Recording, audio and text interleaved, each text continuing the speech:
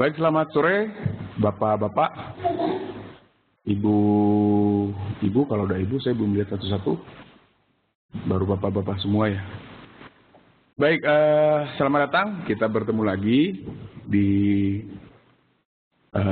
webinar yang diselenggarakan oleh ForexMF, diselenggarakan oleh tim market analis dan edukasi forexmf.com. Oke.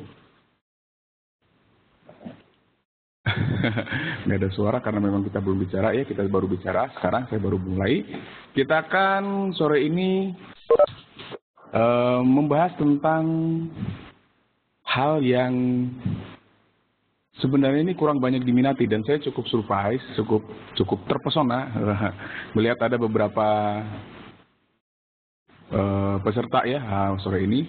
Banyak materi yang kurang populer. Sebenarnya trading tanpa emosi, kita membahas mengenai psikologi trading. Trading tanpa emosi itu sulit, ya. Sulit bukan berarti tidak bisa. Bisa, cuman memang harus melalui beberapa tahapan pengalaman sebenarnya. Ya. Oke, jadi sebelum kita masuk terlalu jauh, ya, kita perlu menyadari bahwa sebenarnya trading yang sempurna itu adalah trading yang tidak melibatkan emosi sama sekali.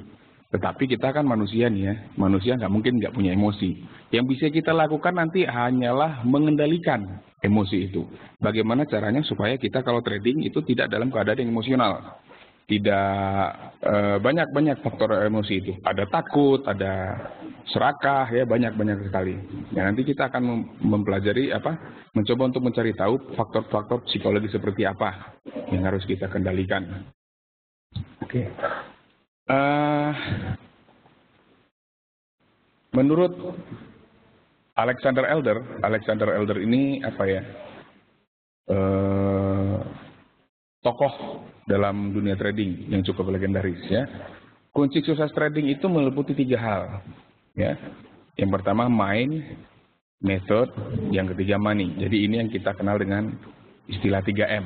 Nah, kalau kita melihat bahwa sebenarnya penguasaan metode trading itu yang untuk mendukung kesuksesan trading ya, itu hanya sekitar 20% saja.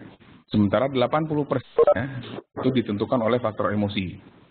Jadi sebenarnya penentu seseorang sukses atau tidak dalam trading itu lebih banyak ditentukan oleh faktor emosinya. Sekitar 80%. 20% itu tergantung pada metode. Metode ini termasuk juga di dalamnya strategi trading yang digunakan, sistem trading yang digunakan, kemudian juga cara memanage modalnya, money manajemennya, dan risk manajemennya.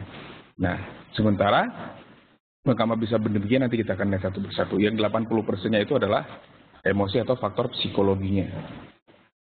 Ada sebuah cerita ya, ini ada dongeng kisah dari Alexander Elder ya tentang psikologi kebalik ini nantinya ya.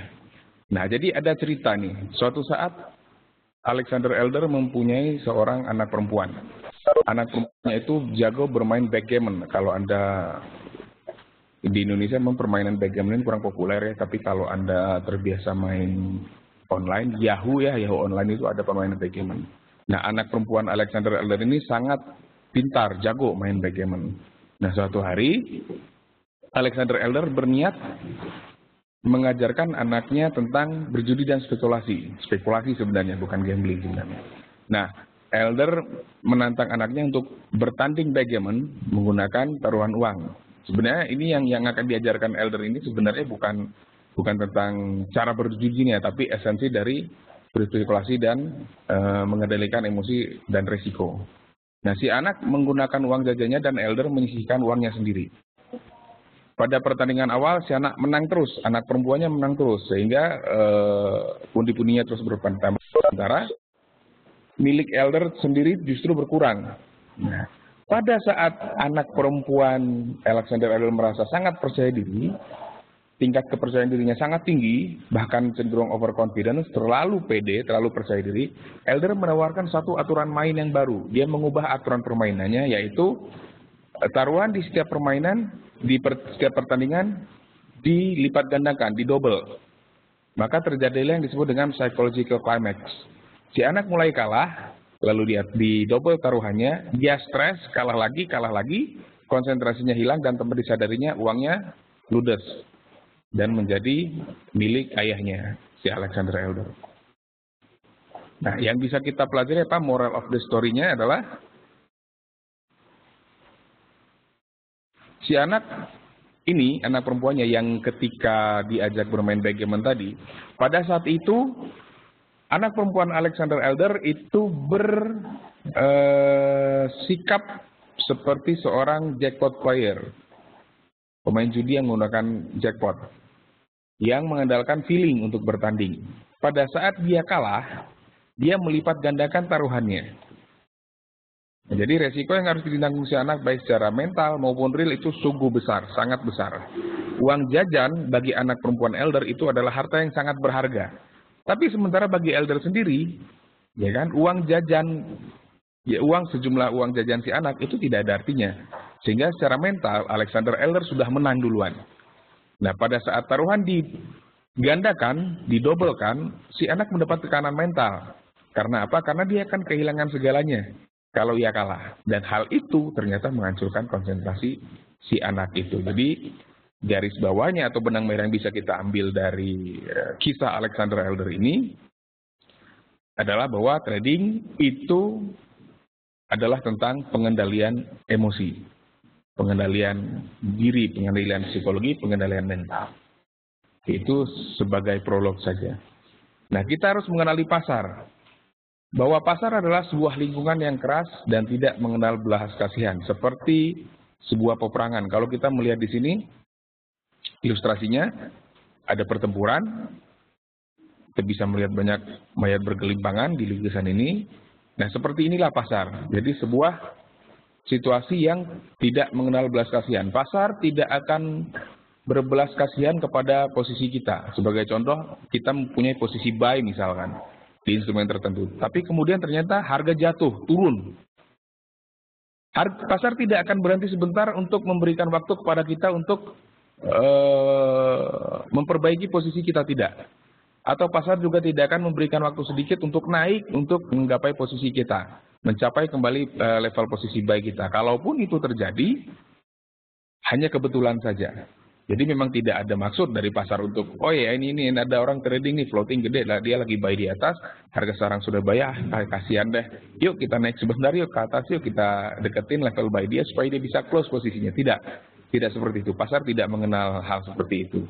Jadi kalau kita ingin menang, dalam tanda kutip, di medan pertempuran yang sangat brutal itu, kita harus mempersiapkan mental dan strategi yang jitu. Ingat tadi 3M, mind, method, and money. Mind disebutkan pertama kali. Ini artinya bahwa psikologi merupakan faktor yang terpenting. Kita tidak mengatakan method dan money. Method ini dalam arti strategi trading, sistem tradingnya, atau money atau modal tidak penting. Tidak. Metode dan modal sama pentingnya dengan mind. Tetapi tanpa penguasaan emosi, tanpa penguasaan psikologi yang baik, berapa besar pun modal yang kita miliki, seberapa canggih pun sistem trading yang sudah kita susun, tidak akan ada artinya. Jadi kira-kira seperti itu. Kemudian saya sudah menyinggung tadi di awal bahwa salah satu faktor emosi atau faktor psikologi yang harus dikendalikan adalah sifat serakah ya. Pada dasarnya manusia itu ada, walaupun sedikit, mungkin ada sifat serakah dalam dirinya, apalagi ketika sudah berkaitan dengan uang, ya kan? Ini di sini kita bisa lihat tokoh Mr. Krabs di sini ya. Mr. Krabs itu kalau Anda mengikuti serial kartun SpongeBob SquarePants, Mr. Krabs ini terkenal sebagai tokoh yang gila uang, gila harta. Dia sangat rakus, bahkan juga sangat pelit. Setiap sen yang dia miliki akan dihitung. Dia sangat mencintai uangnya. Kita menggunakan sosok Tuan Krabs, Mr. Krabs di sini untuk menggambarkan sosok yang serakah. Jadi dalam trading kita tidak boleh menjadi orang yang serakah. Don't be greedy. Trading is not about how many pips you get in one trade. Dan jadi trading itu tidak melulu tentang berapa banyak pip yang kita peroleh dalam satu kali transaksi. Jadi nggak penting kita sekali transaksi dapat 1.000 pips, 2.000 pips, 3.000 pips, atau 10.000 pips sekalipun dalam satu kali transaksi, itu nggak penting. Berpengaruh ya, tapi apakah itu merupakan satu poin yang paling penting? Tidak. Itu bukan poin yang terpenting. Poin yang penting adalah dalam trading, it is about how much have you got. from all of the trades. Jadi yang penting daripada kita melihat satu kali transaksi saya dapat sekian, saya dapat sekian pips, sekian ratus pips, sekian ribu pips. Yang penting adalah akumulasi dari semua transaksi kita lakukan itu berapa banyak. Positif atau negatif, untung atau rugi, dari total semua transaksinya. Dari semua transaksi kita yang lakukan, kita dapat untung berapa, kalau rugi pun rugi berapa. Jadi kita tidak melihatnya dari prestasi per transaksi, tetapi kita melihatnya dari akumulasi seluruh transaksi yang kita lakukan. Berkaitan dengan greedy, berkaitan dengan keserakahan, apa yang kita bisa simpulkan? Jadi seperti ini. Banyak sekali trader yang membangga-banggakan, saya sudah bisa mendapatkan 100% dari modal awal, misalkan seperti itu. Dia punya modal awal, katakanlah 5.000. Wow, saya sudah dapat sekarang $2.500. Atau awalnya dia punya modal $2.500. Oh, saya sekarang sudah mendapatkan $3.000. Oh, saya sudah untung lebih dari 100%. Seperti itu. Tapi tidak seperti itu yang kita kejar. Yang kita kejar itu target-target yang realistis saja. Contohnya seperti ini. Kita tidak menargetkan katakanlah 100% sebulan, 200% sebulan, 100% per minggu misalkan. Kita coba ambil angka yang kecil saja. Kita coba targetkan saja. 1% saja per hari misalnya. 1% saja kita targetkan per hari dari modal awal kita. Kalau kita melakukan transaksi dengan target misalnya hanya 1% per hari, asumsinya ada 20 hari bisnis dalam 1 bulan. Berarti dalam 1 bulan setidaknya kita sudah bisa menargetkan sebesar 20%, betul? Dan 20% itu dalam dunia investasi maupun bisnis bukan merupakan angka yang kecil, 20% bubar. Ya. Bahkan trader-trader jangka panjang, artinya trader-trader yang sudah memiliki jam terbang yang tinggi dan bertahan bertahun-tahun, 10 tahun, 11 tahun, 12 tahun, 15 tahun, 20 tahun, mereka tidak menargetkan terlalu banyak. 5-10% per bulan, bagi mereka sudah cukup. Tapi pada kenyataannya justru trader-trader seperti itulah yang bertahan lama. Dibandingkan dengan trader-trader yang mengejar 50% per bulan, 70% per bulan, 100% per bulan. Trader yang seperti itu biasanya ya seperti kembang api ya. Ketika dia meledak di angkasa, berkilauan, warna-warni, gegap gempita, tapi kemudian hilang. Sudah seperti itu saja. Jadi kita tidak boleh serakah. Dalam trading kita nggak boleh serakah. Kita cukup menargetkan yang realistis saja lah. Target itu kan harus realistis dan terukur. Tentu saja terukur pertama dengan modal, terukur dengan kemampuan kita. Itu. Jadi dalam trading pelan tapi pasti itu berlaku ya. Ungkapan pelan tapi satu sedikit-sedikit lama-lama menjadi bukit itu sangat disarankan untuk diterapkan dalam trading.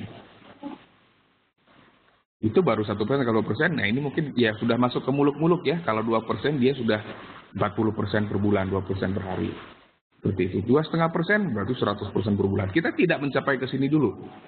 Artinya kita lihat yang kecil dulu saja. Itu sudah cukup bagus. Dan kembali lagi mengenai saya sekali transaksi dapat $100, saya sekali transaksi dapat $2.000, $3.000, enggak. Totalnya berapa? Enggak ada gunanya kalau hari ini kita trading dapat $1.000 misalkan, tetapi kemarin kita loss $2.000, untuk apa? Tidak ada gunanya kan?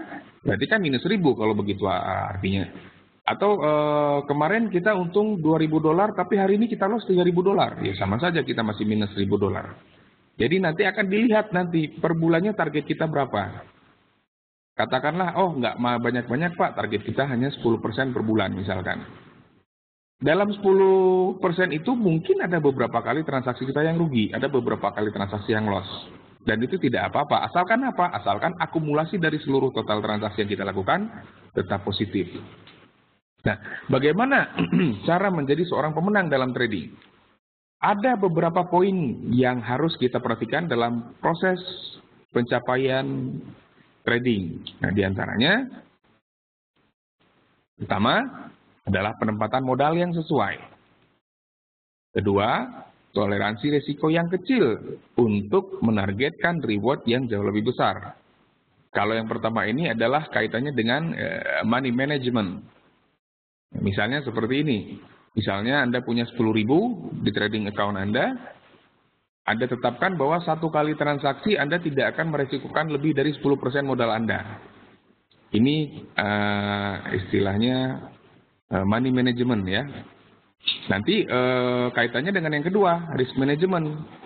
Misalkan seperti ini, toleransi risiko yang kecil merupakan reward yang jauh lebih besar. Ini kaitannya nanti dengan risk reward ratio. Misalkan begini, Anda trading secara teknikal Anda sudah melakukan analisa, Anda melihat bahwa potensi keuntungannya berdasarkan katakanlah pattern misalkan ya, Anda lihat head and shoulders misalkan, kalau head and shoulders terkonfirmasi dan Anda melakukan sell misalnya, targetnya adalah $100 misal. Kalau Anda menargetkan $100, Anda tidak boleh meresikukan lebih dari $100. Artinya kalaupun Anda tempatkan stop loss, jangan sampai kalau stop loss-nya kena, risiko atau kerugian yang Anda peroleh lebih dari $100. Terus sebaliknya, kalau Anda melakukan $100, tempatkanlah target lebih dari $100 atau minimal 1/1. Artinya kalau Anda trading diperkirakan kalau loss $100, targetnya pun kalau profit tidak boleh kurang dari $100. Jadi risk to reward ratio ini namanya. Kemudian Anda harus melakukan entry market, membuka posisi buy atau sell pada saat pasar benar-benar memberikan peluang. Nah ini nanti kaitannya dengan kemampuan Anda disiplin menjalankan trading plan Anda. Tadi kita sudah bahas di awal ada main method money. Metodenya yang money tadi kita sudah bicara di penempatan modal, toleransi risiko, itu kita bicara uang, pengelolaan uang dan pengelolaan risiko. Nah, dari yang ketiga ini, Anda harus benar-benar melakukan transaksi jika memang sudah ada sinyal yang jelas dari sistem trading yang Anda pergunakan. Misalnya, cara yang mudah saja, kita menggunakan stokastik misalkan, dikombinasikan dengan Fibonacci retracement, juga dikombinasikan dengan CCI misalnya seperti itu, seperti yang sering dilakukan oleh tim market analyst forexcms.com. Kita tidak akan menyarankan siapapun untuk melakukan transaksi entah itu buy atau sell sebelum pertama harga benar-benar berada di area referensi berdasarkan Fibonacci retracement itu, yaitu 38 sampai 61 ya persen. Sebelum harga sampai di area itu, kita tidak akan menyarankan untuk mencari posisi, entah itu buy, entah itu sell. Yang kedua, kalaupun ternyata harga sudah berada di area referensi tersebut, di area referensi Fibonacci tersebut, antara 38,2 sampai 61,8, kita akan lihat apakah sudah ada sinyal sell atau buy dari stokastik dan CCI. Kalau belum, kita tidak akan sarankan untuk membuka posisi juga. Jadi benar-benar harus disiplin menjalankan trading plan-nya, sistem trading yang sudah kita susun, yang sudah kita uji akurasinya. Ketika kita mau buka posisi harus benar-benar sudah memenuhi persyaratan-persyaratan tersebut. Yang keempat adalah mengelola transaksi secara profesional. Jadi kita ya kembali lagi ke kedisiplinan menjalankan trading plan. Kemudian ini yang sangat penting yaitu mengontrol emosi. Nah sebenarnya dari 1 sampai 4 ini erat sekali kaitannya dengan pengontrolan emosi, pengendalian emosi. Anda tidak akan mungkin bisa menempatkan modal yang sesuai, menoleransi resiko yang kecil untuk mendapatkan reward yang jauh lebih besar, baru mengeksekusi transaksi apabila benar-benar sudah ada peluang kalau Anda tidak bisa mengontrol emosi. Kebanyakan orang begini. Kebanyakan orang nggak sabaran buru-buru buy atau sell, takut ketinggalan momen. Padahal tidak ada sinyal yang jelas. Kemudian karena ingin mendapatkan profit yang besar, dia masuk dengan lot yang besar. Padahal modalnya terbatas. Itu tidak boleh. Dan erat sekali kaitannya dengan yang kelima ini, yaitu pengontrolan emosi. Dari Pak Tito ada pertanyaan nih, apakah ada waktu-waktu khusus market aktif Pak? Biar bisa, biar bisa buat jadwal trading yang benar Pak. Jadi begini, kecuali untuk full time trader, jadi orang-orang yang memang melakukan menjadi trader untuk penghidupan sehari-hari, dia benar-benar mendapatkan uang dari trading. Kebanyakan trader di Indonesia itu part time trader. Ya, jadi kebanyakan trader di Indonesia itu melakukan transaksi di waktu luang saja. Kalaupun tidak di waktu luang, mereka mencuri-curi waktu biasanya di sela-sela kesibukan sehari-hari. Ini memang ada kelemahannya. Kelemahannya adalah kita tidak bisa setiap saat memanfaatkan peluang yang muncul. Tetapi begini, sebelum saya masuk ke pertanyaan Pak Tito ya, waktu-waktu khusus market aktif. Begini, dalam trading kita harus menyadari, ini erat kaitannya juga dengan psikologi trading. Kita tidak harus melakukan transaksi setiap hari, setiap saat, tidak. Kalaupun memang kita hanya memperoleh transaksi atau peluang satu kali dalam 1 minggu misalnya, atau 1 kali dalam 3 hari misalnya, itu tidak menjadi masalah. Jadi sekali lagi, kita tidak harus melakukan transaksi setiap saat dan setiap waktu. Setiap hari, tidak harus seperti itu. Tetapi memang kalau kita adalah part-time trader, artinya kita bukan trader full-time, trader paruh waktu, kita harus pandai-pandai memilih waktu di mana pasar memberikan peluang atau fondasi peluang yang cukup baik. Nah, untuk menjawab pertanyaan Pak Tito, untungnya kita tinggal di Indonesia, Pak. Untungnya kita tinggal di Indonesia. Indonesia ini secara geografis memiliki memiliki keuntungan di mana kita bisa mengcover semua market. Kita bisa cover market dari New Zealand sampai bukan tutup New York, sampai pasar New York buka pun kita bisa cover dari pagi sampai sampai malam ya. Nah, pasar New York itu kan bukanya sekitar setengah 8 malam kalau di waktu Indonesia Barat. Nah, kita kan kalau di Indonesia biasanya kerja pagi nih sampai sore. Katakanlah dari jam 7 pagi atau dari jam 9 sampai jam 5 misalkan ya. Maksimal jam 5 atau jam 6. Kita pulang, kita bisa sediakan waktu di pukul pre-open market New York, Pak. Jadi sebelum buka market New York kita bisa sediakan waktu. Atau ketika setelah buka juga nggak ada masalah. Tetapi memang untuk peluang yang cukup atau volatilitas yang cukup tinggi itu biasanya terjadi di antara pembukaan market Eropa hingga penutupan market Eropa, yaitu sekitar pukul 2 siang sampai pukul 7:30 8 malam, 10 malam lah. 10 malam. Nah, itu karena volatilitasnya cukup tinggi di situ. Jadi kalau kita trader part-time, kita pekerja atau karyawan, atau kita punya bisnis yang harus kita urus setiap hari, kita mau melakukan transaksi, kita pilih waktu-waktu antara jam-jam tersebut. Jam 2 sampai jam 10 lah. Kalau kita bisanya malam, ya mungkin dari jam setengah 8 malam atau jam 8. Kita coba cari peluangnya di situ. Nah, seperti itu Pak Tito ya. Nah, tapi memang seperti yang saya katakan tadi, mungkin tidak setiap hari muncul peluangnya. Kita sudah sediakan waktu khusus jam 7 sampai jam 10 malam misalkan untuk trading. Tapi toh di waktu-waktu itu tidak setiap hari ada sinyal yang muncul.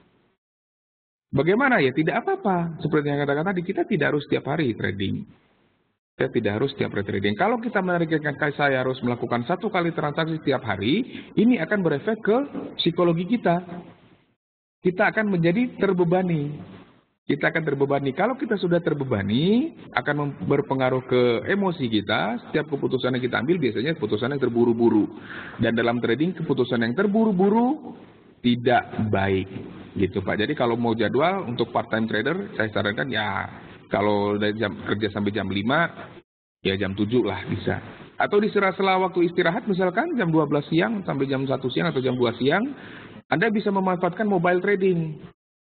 Anda lihat di smartphone, ya kan sekarang orang bisa trading smartphone, ya di waktu-waktu itu Anda coba lihat.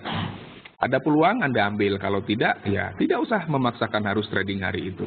Dari Pak Ari ya, kenapa ya Pak saya bisa menahan floating kalau profit pengen buru-buru di close?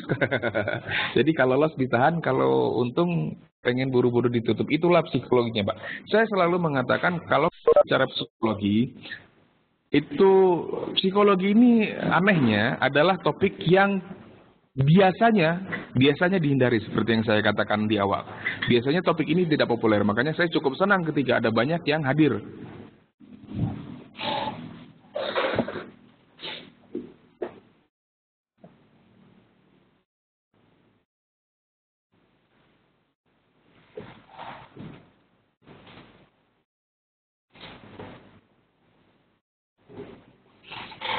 Oke, mohon maaf ya, tadi sempat terputus, tiba-tiba presenter berubah posisi. Oke, nggak apa-apa, kita akan lanjutkan lagi. Tadi sampai di mana pembicaraan kita? Dari Pak Ari tadi kalau nggak salah ya. Kita bahas Pak Ari. Oh ya, betul. Nah, psikologi itu tidak menerapkannya ya, psikologi itu tidak semudah kalau kita mempelajari analisa teknikal. Analisa teknikal kita bisa pelajari, mungkin katakanlah dalam waktu setengah tahun mungkin kita bisa cukup lancar tradingnya. 3 bulan mungkin, atau 1 bulan, kita tergantung pada tingkat pemahaman masing-masing orang. Tetapi itu bisa lebih dipelajari dengan mudah daripada kalau kita mempelajari atau mengontrol emosi. Itu cukup sulit, seperti yang diambil oleh Pak Ari. Kalau dia loss, dia bisa tahan floating, mungkin sampai ribuan pips. Tapi kalau profit itu untung $10 pun biasanya diambil. $10-20 diambil. Tapi kalau loss sampai floating ke planting $200, $300 biasanya ditahan. Nah, ini kaitannya adalah dengan ketidakdisiplinan menjalankan trading plan, atau lebih parah lagi, justru tidak memiliki trading plan sama sekali. Trading plan yang baik itu mencakup pertama yang tadi, yang 3M tadi, mind, method, money. Tapi ketika kita sudah bicara trading plan, yang bicara hanya method dan money. Mind itu atau psikologi trading itu yang mengontrol semua aktivitas atau tindakan atau keputusan yang kita ambil berdasarkan metode, strategi trading, dan money, kekuatan modal kita. Jadi nomor 1 tetap psikologinya nih, nomor 1 tetap psikologinya. Nah, dalam hal Pak Ari itu dia floating bisa tahan kuat, sampai jauh, panjang, besar, dan lama. Tapi kalau profit buru-buru dikeluarin, nah, ini pembicaranya sudah menjurus kemana-mana ya, nggak apa-apa. Itu adalah erat kaitannya dengan ketidakdisiplinan menjalankan trading plan-nya. Nah, trading plan itu seperti yang kata-kata harus ada metode yang di situ. Strateginya apa? Sistem trading dipakai apa? Yang kedua, ini yang sangat penting adalah pembatasan risiko dan pengelolaan modalnya, Pak. Jadi kalau kita punya trading plan, kita susun trading plan, kita harus siapkan. Ini saya punya uang 10.000. Kalau saya transaksi membuka posisi, saya tidak boleh lebih dari 10% loss-nya. Misal gitu ya. Jadi 10% itu variatif. Bisa 10%, Anda mungkin ada yang 8% atau 5%, terserah. Saya ambil angka yang gampang dihitung aja, 10%. Saya punya uang $10.000 di account trading saya misalnya. Saya batasi setiap transaksi 10%. Itu artinya saya tidak boleh loss lebih dari $1.000 setiap kali saya melakukan transaksi. Entah itu berapa lot. Mau 1 lot, 2 lot, 3 lot. Pokoknya kalau trading, sekali buka posisi, mau 1, 2, 3 lot atau 5 lot sekalipun, tidak boleh loss lebih dari $1.000. Ini yang jarang diikuti dengan tertib, disiplin. Padahal kalau kita sudah menyusun trading plan di mana saya katakan tadi, sekali lagi sebutkan ada sistem trading di situ. Sistem trading yang kita pergunakan haruslah sistem trading yang sudah kita uji sendiri akurasinya. Kita tidak boleh menggunakan sistem trading tertentu hanya berdasarkan kata orang. Kata orang ini bagus, kata orang ini baik, kata orang ini hebat, kata orang ini bisa menghasilkan 100% per bulan. Jangan mudah percaya hal-hal seperti itu. Kalau ada yang mengatakan hal seperti itu, kita harus coba sendiri. Karena apa? Karena sistem trading yang satu berhasil di seseorang, belum tentu berhasil buat kita juga. Jadi kalau ada yang kasih sistem trading bagus begini begitu, kita coba dulu, kita bisa nggak pakainya.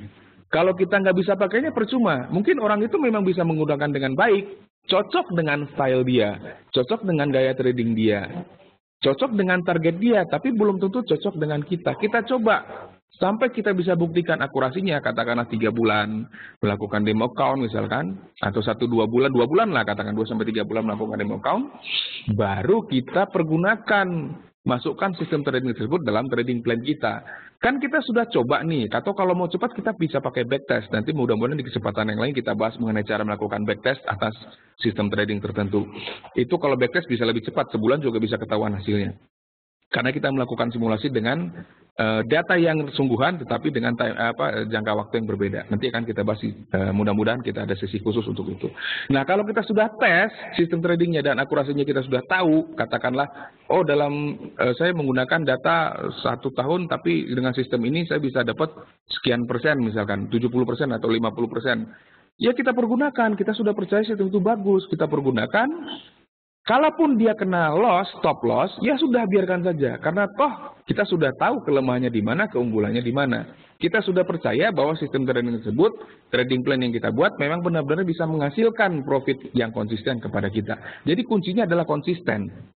Konsisten. Sekali dua kali loss tidak apa-apa. Kebanyakan orang yang tahan berlama-lama menahan floating loss adalah orang yang pertama tidak percaya diri dengan akurasi sistem tradingnya, tidak percaya dengan keampuhan sistem tradingnya. Itu tadi, karena mungkin tidak disiplin menjalankannya, atau yang parahnya tadi saya bilang tidak punya trading plan sama sekali. Nah, untuk bisa, kan dalam trading kan cut your loss early, let your profit run gitu kan. Biar kalau loss buang secepat mungkin, kalau profit tahan selama mungkin gitu secara gampangnya. Untuk bisa seperti itu, pertama siapkan trading plan. Dalam trading plan itu masukkan sistem trading yang sudah Anda uji akurasinya. Anda sudah percayai bahwa itu memang bisa menghasilkan uang secara konsisten ya, sekali lagi konsisten, bukan bombastis, tidak. Kita tidak perlu trading sistem yang bombastis, kita perlu trading sistem yang konsisten saja. Oke, kemudian laksanakan dengan disiplin. Ya, emosi lah yang membuat Pak Ari buru-buru membuang profitnya dan menahan floating loss-nya terlalu lama. Untuk menguasai emosi itu seperti yang saya katakan tadi, butuh waktu dan latihan yang kontinu. Saya tidak bisa bantu kalau itu, kecuali kalau saya mungkin ahli hipnotis, mungkinnya yang konon katanya bisa mengubah mindset seseorang. Saya tidak bisa seperti itu. Jadi kita belajar sama-sama Pak Ari. Saya sarankan untuk tetap berlatih dengan sistem trading yang sudah diuji sebelumnya. Dari Pak Dul Majid, Pak, jika deposit $500 berapa lot maksimum open posisi? Itu nanti akan kita harus lihat nanti Pak di money manajemennya. Berapa lot maksimum open posisi? Jadi balik lagi ke penempatan modal dan toleransi resikonya. Kalau dari $500 itu misalkan Pak Dul Majid hanya meresikukan 10% per transaksi, bukan per posisi ya, per transaksi, maka setiap kali transaksi tidak boleh loss lebih dari $50. Itu saja gampangnya.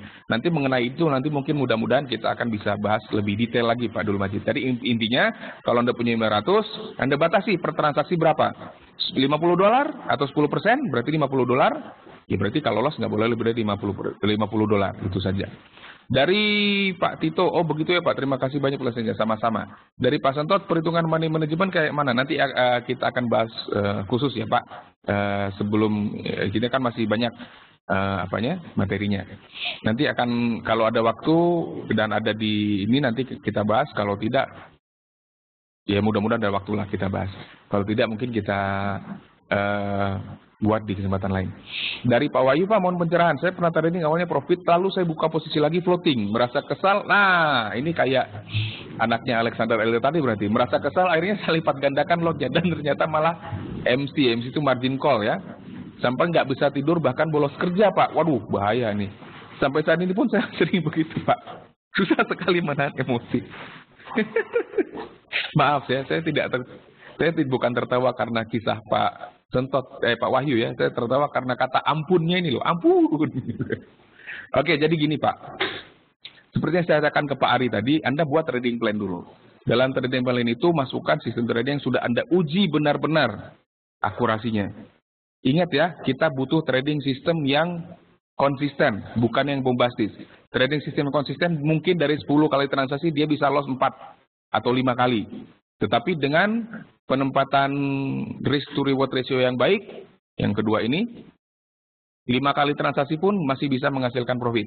Contoh begini, kita dari 10 kali transaksi, kita pasang stop loss, kalau loss maksimal 1.000, kalau profit kita targetkan 1.500 misalkan. Dari 10 kali transaksi, 5 kali loss, kita loss 5.000. Dari profitnya yang 5 kali lagi, sisanya 5 kali 1.500, 7.500, total masih untung 2.500. Jadi seperti itu. Kalau kita sudah mencoba trading system dan sudah bagus, sudah, nggak ada masalah. Loss biarin. Toh kita sudah buktikan kan selama ini, kita sudah buktikan bahwa 1, 2, 3 kali, 4 kali, 5 kali loss, hasilnya tetap bagus, gitu. Jadi trading plan dijalankan dengan baik dan pasti kita harus punya trading sistem yang bagus. Nah, untuk bisa konsisten menjalankan trading plan itulah butuh penguasaan emosi tadi, kontrol emosinya. Ya, jadi ketahuan kan sekarang mau trading sistem kayak gimana pun nggak dikontrol dengan emosi mah percuma. Percuma. Ada juga kita geser-geser stop loss sampai makin besar. Pada akhirnya kita tidak pasang stop loss sama sekali seperti Pak Wahyu. Habis uangnya. Sampai bolos kerja. Aduh, bahaya tuh Pak. Dari Pak Ari, kalau saya gagal saya suka gonta-ganti Indi. Tapi saya pengen fokus di Fibo sisi stokastik. Ini juga adalah salah satu kelemahan para trader ya. Sebenarnya bukan hanya pemula. Banyak yang sudah cukup lama berkecimpung di dunia trading juga kadang-kadang kumat penyakitnya pengen gonta-ganti indikator atau sebenarnya saya tidak suka menggunakan kata indikator, saya lebih suka menggunakan kata sistem karena dalam sistem itu dia mencakup beberapa indikator biasanya seperti yang kita pakai di sini Fibonacci, Stochastic, CCI. Jadi ada 2 indikator dan 1 tool Fibonacci di situ. Kadang kita tambahkan lagi juga dengan moving average. Jadi begini, terkadang begini, kita nyoba satu ini, makanya saya tadi kata orang bagus, terus kita coba pakai, gagal. Nah kadang-kadang kegagalannya itu kita ukur dari rentang waktu yang sangat pendek. Kita trading 1 minggu pakai sistem itu, kita loss, kita anggap itu jelek. Busuk gitu ya, padahal tidak seperti itu mungkin sebenarnya. Nah, jadi seperti kita melakukan penelitian ya, metode ilmiahnya kan kita harus melakukan penelitian dulu nih. Benar nggak ini trading sistem bagus? Kita kumpulkan data yang cukup banyak. Kalau cuma kita trading 1 minggu atau 5 hari bisnis, 5 hari kerja, sampel yang kita peroleh tidak cukup banyak. Maka semakin lama kita menguji sistem tersebut, semakin banyak sampel yang kita dapat, akurasi dari penelitian kita akan semakin tinggi, misalnya seperti itu. Makin tinggi, jadi makin ngerti kita di mana kelemahan dan keunggulan sistem trading tersebut. Kalau toh sudah dilakukan seperti itu tidak berhasil juga, katakan saya sudah 3 bulan coba sistem ini nggak berhasil, loss terus misalkan. Kalau loss terus ya gampang. Kalau sistemnya bilang sell kita buy aja, pasti profit terus kalau seperti itu. Ya. Itu artinya, itu anekdotnya. Itu artinya memang sistem tersebut tidak cocok untuk kita. Barulah kita bisa move on ke sistem trading berikutnya. Nah, kalau Anda berani mencoba sistem trading tersebut langsung di real account, silakan. Tetapi saya tidak rekomendasikan itu. Saya tetap merekomendasikan untuk mencoba sistem trading di demo account. Atau Anda lakukan backtesting. Nah, Anda lakukan backtest. Nanti akan saya tunjukkan cara bukan caranya, saya sempat kalau tidak salah membuat artikel-artikel yang terkait dengan psikologi trading itu cukup banyak. Nanti akan saya tunjukkan di mana Anda bisa membacanya. Kita punya blog, nanti akan saya tunjukkan. Jadi Pak Ari saya sarankan jangan terlalu sering gonta-ganti sistem. Ya, coba tolong pergunakan dulu 1 bulan 2 bulan. Kalau nggak paham tanyakan kepada yang memiliki sistem tersebut. Nah, kalau Anda bergabung dengan koreksimf.com, Anda bisa bertanya tentang hal itu sedetailnya.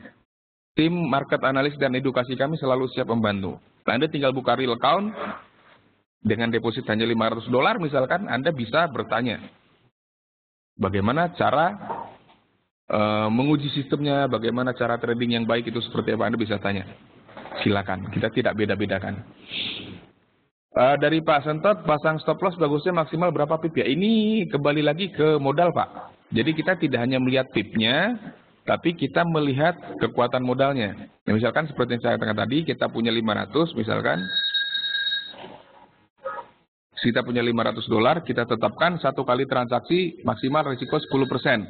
Itu artinya $50 saja. Nah, kalau ternyata pas nih pipnya sama, berarti masuknya 1 lot, misalkan 0,1 ya kalau di parsial. Seperti itu. Tapi kalau pipnya lebih kecil, lebih panjang misalkan, kalau kita 5 desimal 500 pip misalkan, itu kan berarti kalau 1 lot $50. Nah, kalau umpamanya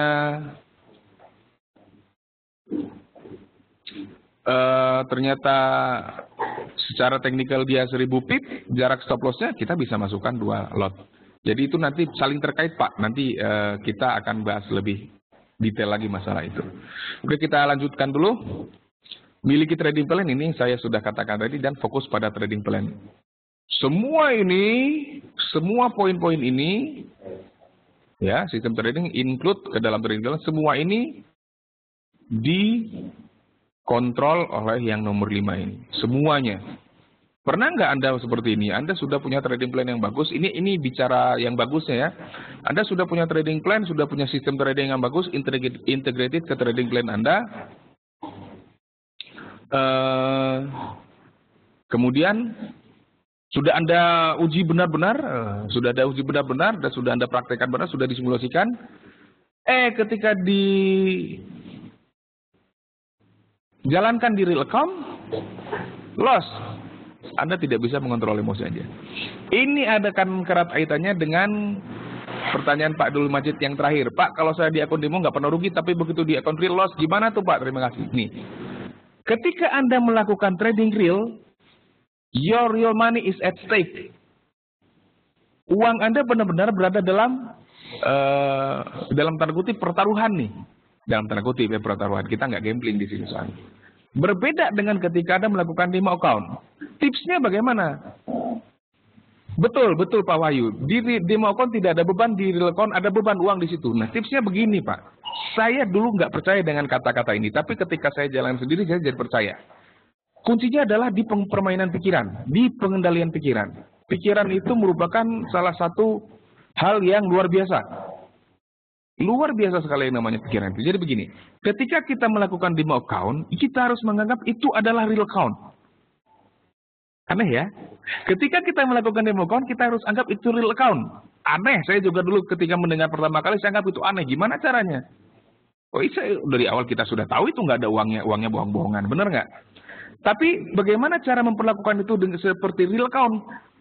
Ketika kita melakukan demo, saya yakin kebanyakan orang yang melakukan demo account tidak menerapkan trading plan 100% dengan disiplin. Yakin saya. Nah, jadi caranya ketika kita melakukan demo account, kita terapkan trading plan itu 100% disiplin.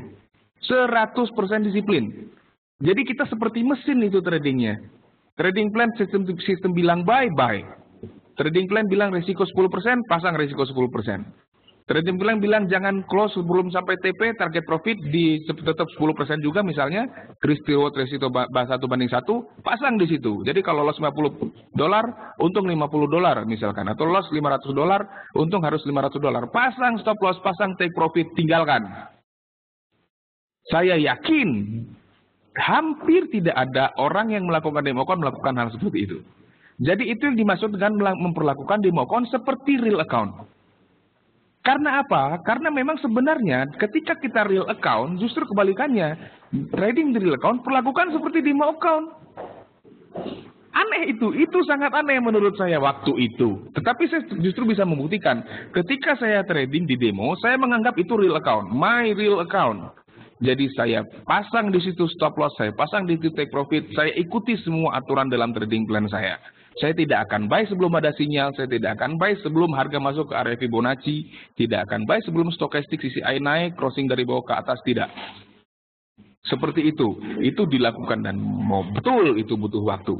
Betul itu butuh waktu. Jadi kuncinya adalah, ini kalau dibicarakan agak aneh, tapi kalau dilaksanakan saya yakin mudah-mudahan bisa.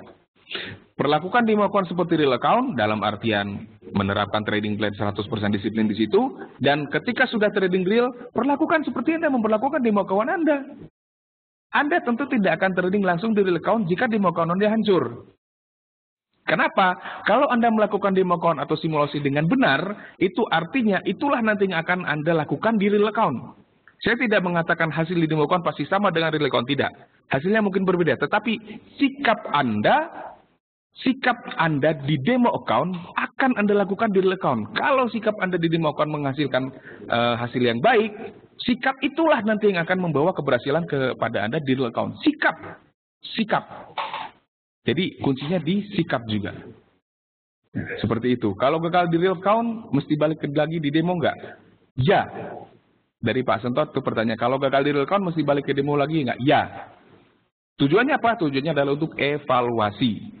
Apa yang saya lakukan di real account kemarin? Ini nanti kaitannya dengan trading system ya. Evaluasi yang saya lakukan kemarin, apa kok saya bisa loss? Coba saya ulangi lagi di demo account. Nah, ketika demo account balik lagi. Evaluasi. Oh, ketemu. Ternyata kesalahan saya adalah di sini. Nah, kalau saya sudah tahu kesalahannya di mana, saya sudah tahu bagaimana cara memperbaikinya, nanti ketika trading real account tidak akan melakukan hal itu lagi. Seperti itu.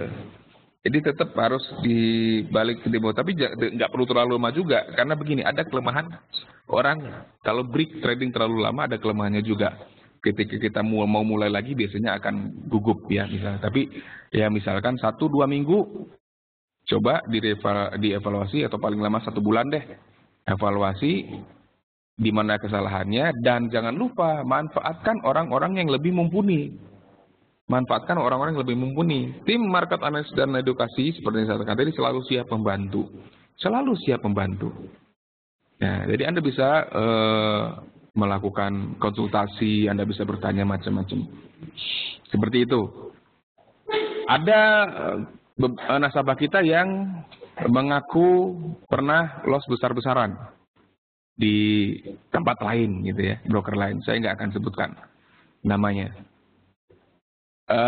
Dia berkonsultasi kepada tim kami dan rutin dan continue, dan beliau mengaku bahwa setiap berkonsultasi dengan kami ada peningkatan. Tetapi jangan salah, walaupun ada peningkatan, kita di tim market analis tidak bisa mempengaruhi beliau atau Anda untuk mempengaruhi psikologi Anda, tidak bisa. Psikologi itu diserahkan pada Anda sendiri. Jadi kita tidak bisa membuat Anda menjadi seorang trader yang betul-betul bisa mengontrol. Hanya kita bisa membantu Anda bagaimana caranya supaya bisa seperti itu. Kita bisa tunjukkan jalannya. Jadi sebenarnya inilah yang harus Anda perhatikan. Penempatan modal yang sesuai, toleransi risiko yang kecil, entry market, pada benar-benar ada peluang, ada sinyal, transaksi secara profesional dikelola, mengontrol emosi, memiliki trading plan, fokus pada trading plan, dalam kata lain garis miring disiplin, dan harus punya ini sistem trading. Ini kan sudah kita katakan tadi integrated dengan trading plan. Ya. Nah, ini yang seperti saya katakan ke Pak Sentot tadi. Kita pelajari dulu, kita buat sistem tradingnya, kita review. Ini kalau jadi gini Pak Sentot dan yang lain juga, kita tidak harus, bukan hanya saat kita loss saja kita melakukan review. Bukan hanya saat kita loss saja kita melakukan evaluasi. Saat kita menghasilkan profit pun kita harus evaluasi. At least sebulan sekali misalnya. Oh, bulan ini saya berhasil mendapatkan profit katakanlah 10%.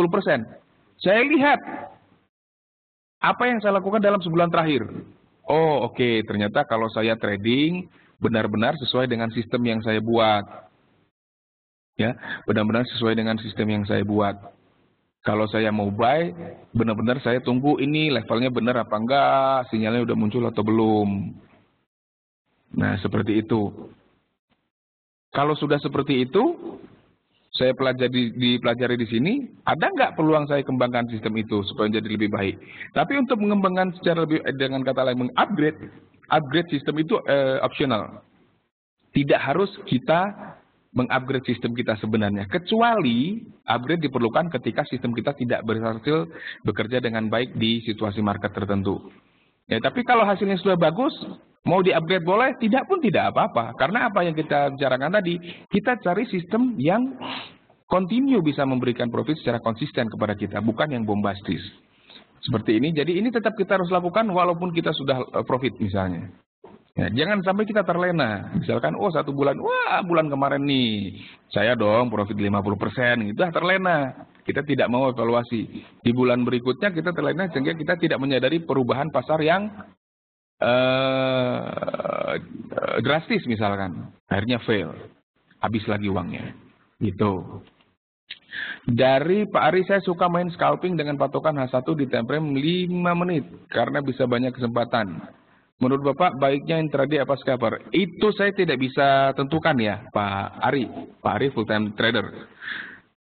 Setiap orang memiliki style masing-masing. Jadi saya tidak bisa mengatakan scalping buruk. Saya tidak mengatakan scalping paling baik. Tidak. Saya juga tidak bisa mengatakan seperti Pak Sentot ya, swing trading lebih baik. Tidak.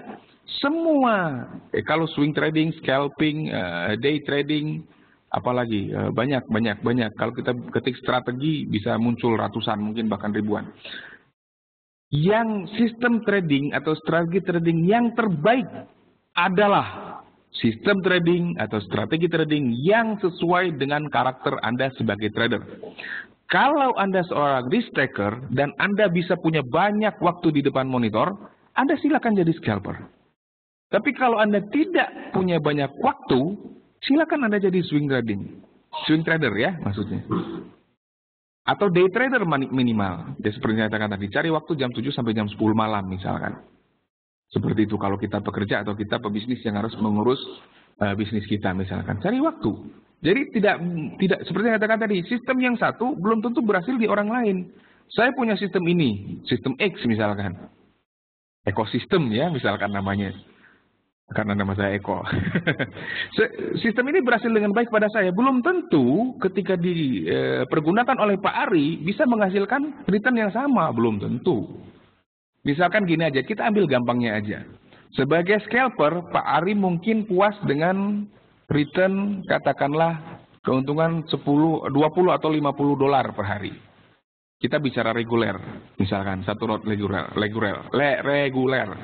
Per transaksi mungkin cukup puas dengan 50, maksimal 100 dolar misalnya. Tetapi bagi orang-orang tertentu, 10 dolar, 50 dolar, 100 dolar, nggak jadi apa-apa. Dia pengen mendapatkan, paling tidak sekali buka posisi, saya bisa dapat 500 dolar. Sekali buka posisi. Dia tidak bisa jadi scalper. Minimal dia jadi swing trader. Entah itu 1-2 hari atau 1 minggu dia punya posisi ditahan. Begitu ya. Jadi tidak bisa ditentukan yang lebih baik mana. Kalau risk taker punya banyak waktu nongkrong di depan monitor, silakan jadi scalper. Kebetulan saya juga sudah pernah bikin artikel mengenai scalping ini di blog. Nanti akan saya perlihatkan. Oke. Proses review ini seperti ini, alasan transaksi seperti yang saya katakan tadi. Ini adalah tahapan di mana kita mencari dan menginput informasi serta memberikan Anda kesempatan untuk melakukan penilaian tentang strategi mana yang berhasil dan mana yang tidak ya, evaluasi. Akhir dari setiap transaksi itu hasilnya seperti apa? Ya. Yang saya katakan hasil seperti yang saya katakan tadi bukan per transaksinya, tetapi akumulasi keseluruhan transaksinya. Nah, untuk per transaksinya perlu direview nggak? Perlu, tapi yang direview bukan berapa hasilnya. Untuk per transaksi melainkan berapa risk to reward ratio-nya dan berapa win-loss ratio-nya. Win-loss ratio dengan risk to reward ratio berbeda. Kalau win-loss itu seperti ini, 10 kali transaksi, yang 5 kali profit, 5 kali loss, berarti win-loss ratio-nya 50%. Seperti itu. Kalau risk to reward ratio adalah kalau stop loss misalkan 50, take profit 100, berarti risk to reward ratio-nya 1/2 gitu misalnya ya. Gitu. Kemudian pelajaran yang perlu diambil adalah mengenali kesalahan dan membenahinya akan membantu Anda menghindari kesalahan yang sama seperti yang saya katakan tadi. Nah, kalau hasilnya profit gimana? Anda akan bisa mengembangkan kemampuan dalam pengambilan keputusan selanjutnya. Oke, nah ini saya mau kasih lihat dulu seperti yang saya katakan tadi. Kita punya blog ya, kita punya blog di forexcmf.com. Ups. Mana ini forexcmf.com-nya? Nah, ini kalau Anda masuk ke ini ada jadwal webinar ya. Ya. Kalau Anda masuk ke misalkan di homepage ya, Anda bisa klik di artikel inspirasi ini. Nah, ini blog-blog ini. Di blog ini banyak artikel-artikel, selain membahas tips and trick, kita juga ada psikologi trading, seperti apa Anda bisa banyak. Di scalping juga sempat kita bahas di sini. Sempat saya buat tulisannya mengenai scalping. Oke, swing juga sudah ada ya, jadi banyak. Anda bisa explore lebih banyak di sini nanti.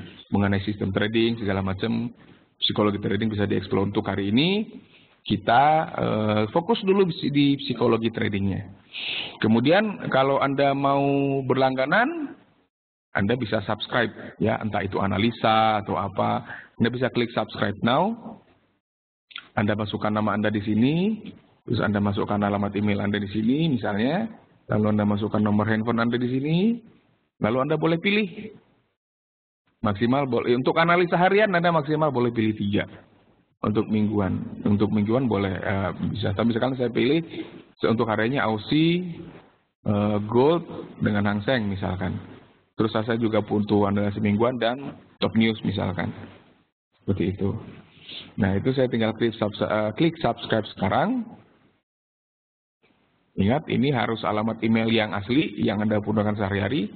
Sebab akan dikirim ke email Anda. Gitu. Nah, tinggal ikuti langkah selanjutnya. Jadi kalau Outlook mingguan tadi analisa forex mingguan ya seperti ini. Untuk Outlook mingguannya itu isinya adalah analisa fundamental untuk minggu tersebut, juga analisa teknikal untuk minggu yang bersangkutan. Seperti itu. Jadi Outlook-nya untuk mingguan. Nah kalau Anda sudah baca analisanya atau ada blognya, Anda bingung apa yang ditulis sih sebenarnya di situ, Anda tinggal chat. Anda bisa klik di sini, Anda arahkan kursor di sini, Anda klik live chat. Nah, Anda pilih market analis, kita aktif dari pukul 8 pagi waktu Indonesia Barat hingga pukul 22 waktu Indonesia Barat. Anda ketik nama Anda di sini, misalkan, dan alamat email, tolong yang asli, ya. Nah, masukkan nomor HP. Nah, nanti Anda bisa klik start chat, akan terhubung dengan kami nanti.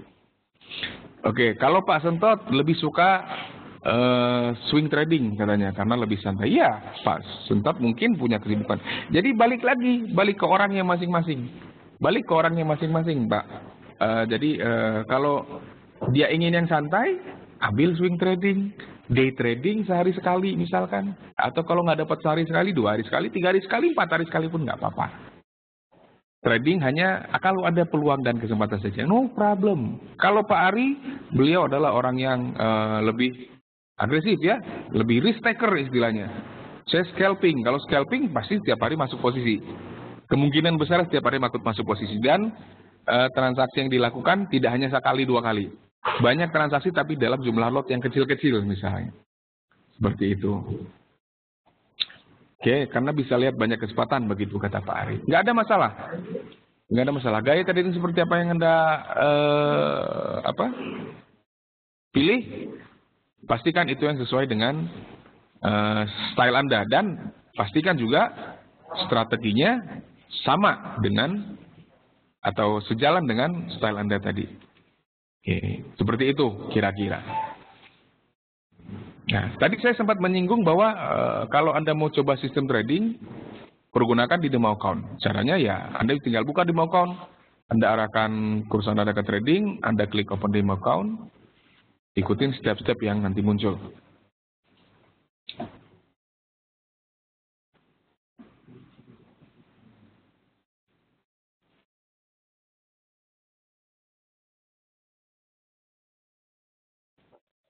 Nah, Anda tinggal masukkan nama Anda di sini.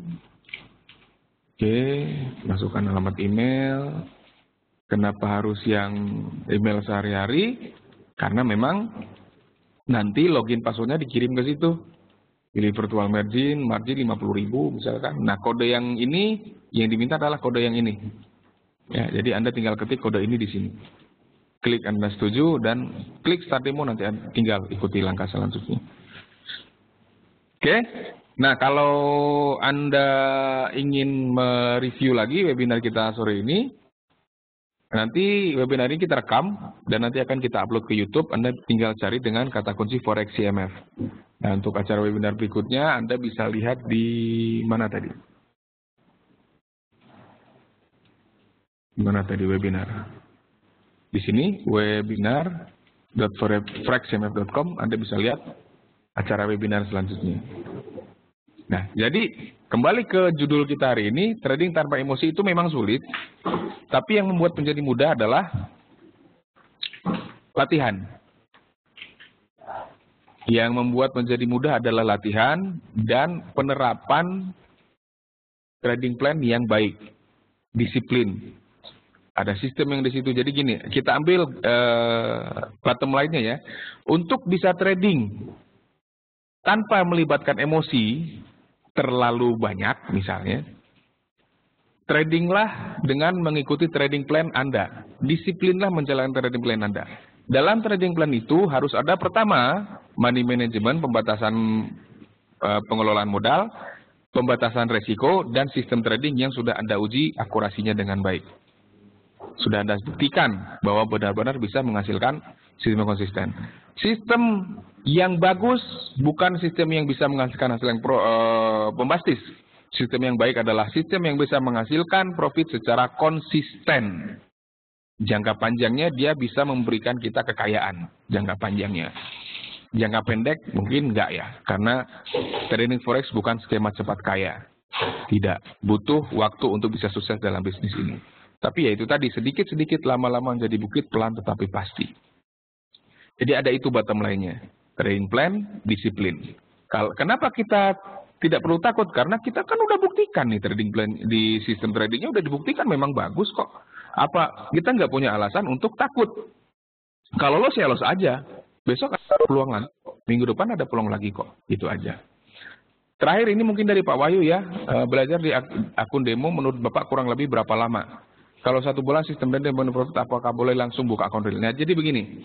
Ada cara yang lebih cepat untuk mempelajari suatu sistem trading, yaitu dengan menggunakan backtest. Nih, saya akan kasih lihat sedikit saja. Anda bisa lakukan backtest di sini, di strategi tester. Nanti Anda masukkan data dari kapan, misalkan, katakanlah dari Januari 2013 misalkan, sampai hari ini. Ya, Anda klik visual mode. Oke. Kemudian Anda pilih periodenya, currency pair-nya dulu, euro misalkan. Anda pilih periodenya, kalau Anda mau coba di 1 jam misalkan, klik 1 jam. Visual mode sudah diklik, lalu Anda klik start. Nah, ini kan kita pakai ini sebenarnya, pakai expert advisor tertentu ya. Ini sebenarnya untuk ngetes apa sih? IE atau ngetes robot sebenarnya, tapi kita bisa kembangkan. Ini ada muncul seperti ini, kita masukkan apa yang mau kita pelajari. Misalkan saya mau pakai stokastik tadi, mau pakai stokastik, saya masukkan stokastik. Saya mau pakai CCI, saya masukkan juga CCI-nya. Nah, sama saya mau belajar pakai Fibo nih misalnya. Ini saya tunggu saja sampai dia jalan. Oh, ini ada itunya ya. Ada EA-nya ya. Harusnya nggak ada EA-nya. Tapi yang lain aja, yang MACD, yang moving average aja, yang bawaan dari itunya. Bawaan dari MetaTrader-nya.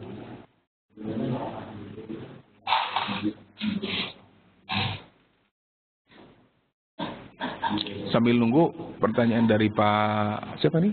Wahyu, harus pakai EA. Kalau backtest sebenarnya nggak harus pakai EA. Nanti saya tunjukkan caranya gimana. Kalau dari Pak Sentot di Forex boleh pakai EA? Nggak, boleh pakai EA. IE ya, IE. Oke.